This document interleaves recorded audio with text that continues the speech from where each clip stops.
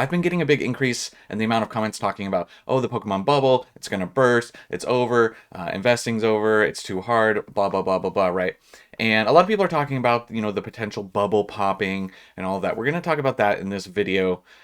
The potential of the bubble. Is it a bubble? Is it gonna pop? What do you do? How do you navigate? And my approach to it, honestly, is rather simple. I feel like it's pretty straightforward, but we're gonna just dive in and talk about a few things, and I'll try and elaborate as we move forward. But starting off with something like surging sparks, and let's say you're coming into this now and you see where these booster boxes are at. We had an announcement of a reprint coming for the set, but the boxes are still just chugging up, $250 a box now, right? And right now we're talking about sealed, okay?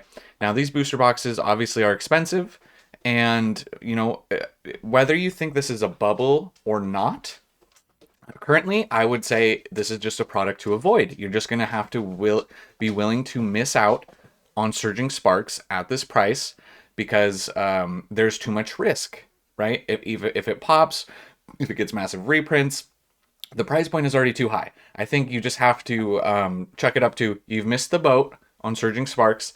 Now, albeit with the caveat of, in theory, if you want to hold on to the set long term, I'm talking 5, 10, 15, 20 years, even if your entry price was here, you should still be doing good. But currently, it would be something that I would avoid. We want to minimize that risk factor and bring that down a little bit more, and I'll elaborate a bit more as we go on. So, this is just too far above MSRP currently with the way things are. I would just avoid it, right? Avoid surging sparks. It's too high. It's too inflated. It's not really worth it, right? Kind of a similar case with Paldea Evolved. It's nearing $200 a booster box. It's just not, it's not worth the risk right now. If you're worried, once again, you got to understand that if you think the bubble's going to pop, then you don't want to be getting a $200 modern booster box currently. Now, there also is something to be said for, Pokemon has announced that they're going to be reprinting more. Specifically, they talked about Prismatic, but they also can't reprint every set. That's something to consider. But, it's just at this point where we're not going to be targeting boxes that are this high. And we'll talk about other products as well, ETBs and stuff. But these are just the two recent ones, more recent sets that, like, obviously surging, extremely recent. But at these price points, it's just a no-go, right? That's kind of my approach, whether you think it's a bubble or not, right? You have to be okay with missing out on some sets. Once again, taking a safer approach. The same thing applies. A lot of this has come, in regards to this card. I'm hearing a lot about the singles. This is too crazy. It's too unsustainable. It's impossible, blah, blah, blah, right? And I get it. I totally understand where everyone's coming from with the Mew. This is another thing where, like, once again, this is going to sound simple, but I am not investing in singles, especially when they're this volatile, right? If you want to have some for your collection, that's all great and nothing wrong with it, but it's just too expensive, and it's not a sustainable practice for the risk, the potential risk, the downside, right? And that's, once again, under the assumption that this is a bubble that could pop.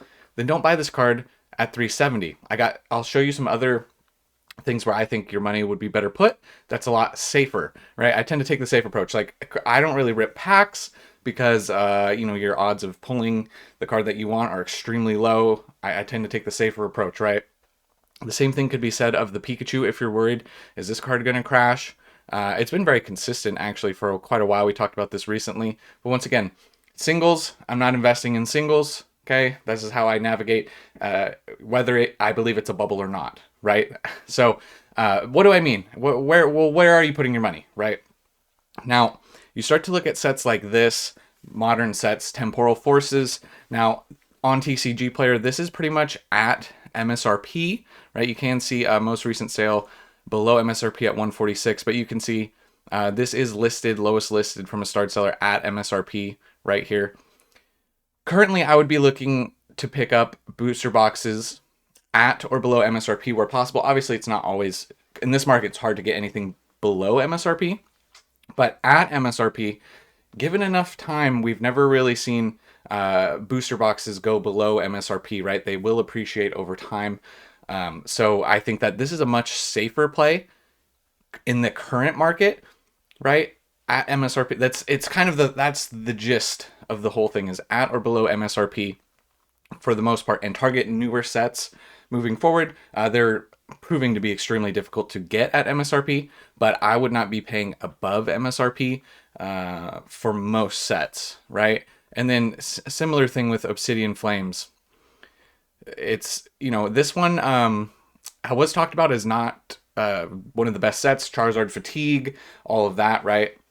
There are some good cards from the set, and this card is above this box is above MSRP currently.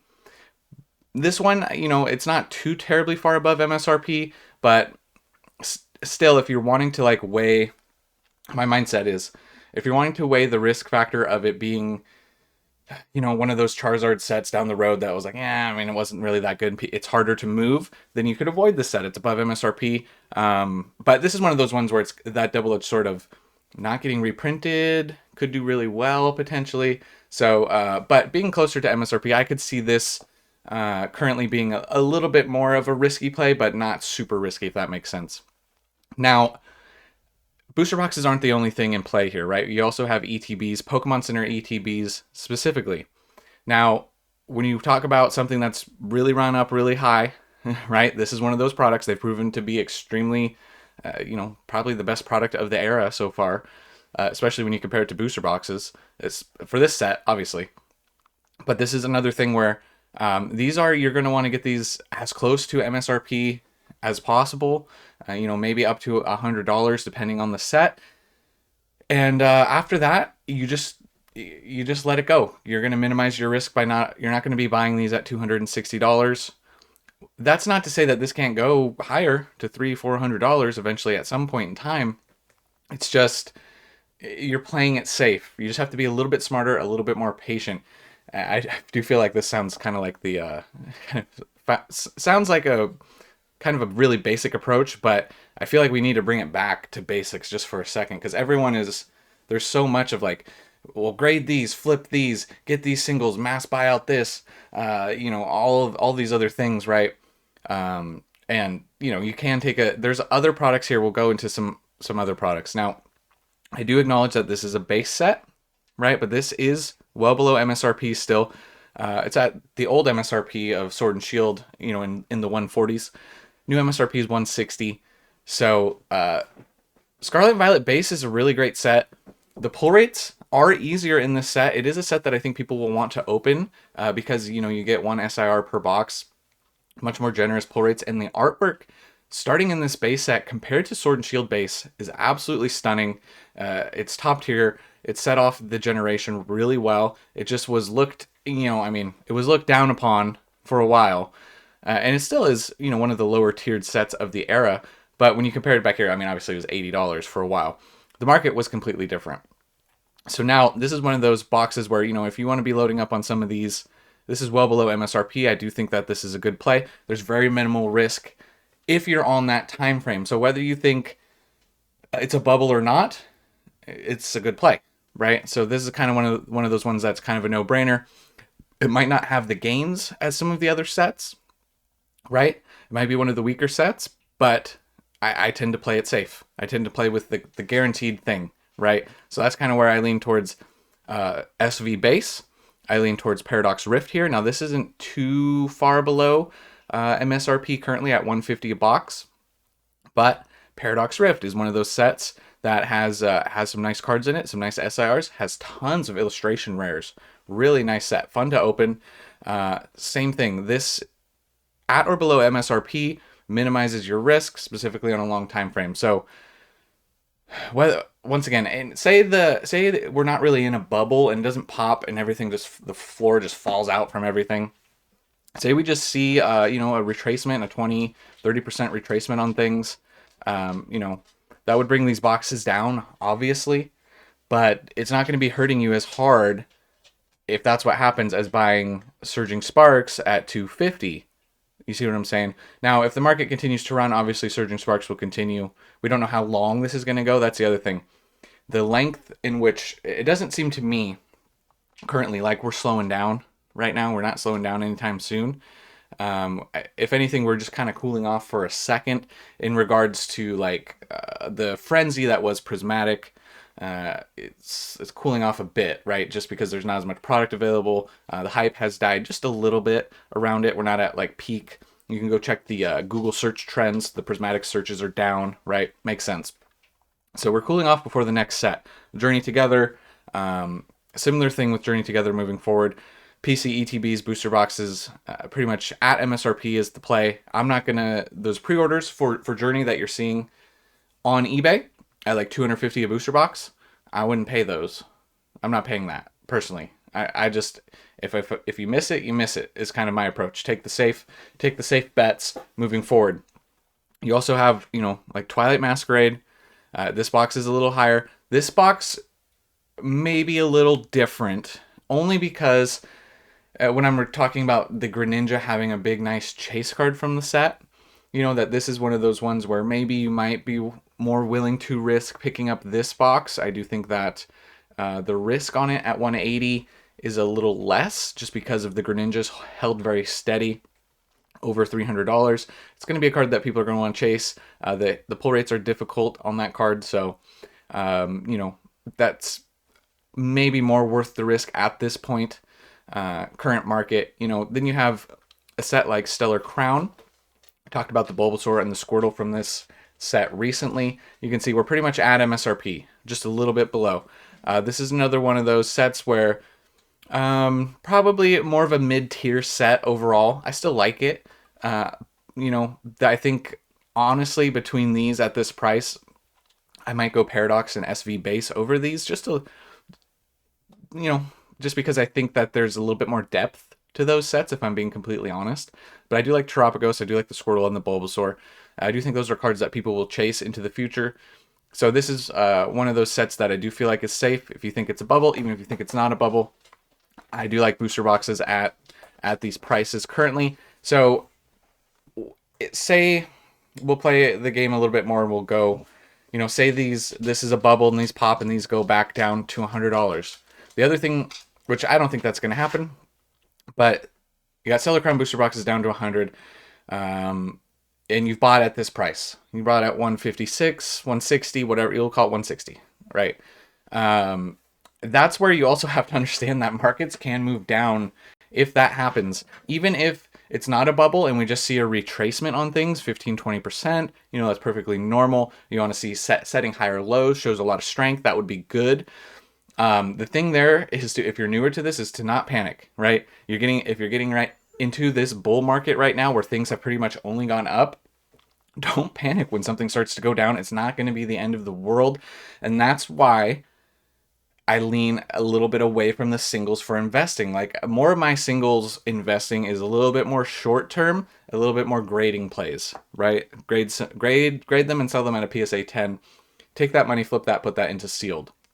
Essentially, either that or I'm doing that to get, a PSA 10 or a different card for my collection that I intend that's going in my personal collection that's never coming out kind of thing. So that's kind of my mindset for the singles. Yeah, so I'm not, it's just a little too volatile. Not that money obviously can't be made because we see the bubble Mew. Right, even 3 months ago, even if you bought at 168 after it shot up, I mean, we'll zoom out a little, right here it shot up and people said, oh man, it was getting expensive, and then it just ran and ran and ran to where we're at now. So I do understand, where that's coming from and how that sounds, but the volatility on the singles is just a little too high for me. Then if you want to talk about other thing, like we can only use the Sword and Shield era as a measuring stick. And obviously Evolving Skies is the exception to the rule. But we can see, you have your other sets like your Fusion Strike, like your Lost Origin. These have proven, and albeit we are at, big runs right here. If you want to zoom out a little bit, like back here 3 months ago, Fusion Strike was 230. 3 months ago, Evolving Skies was in the 800s. These boxes have more time on them. They've aged more, right? Lost Origin back here, 230.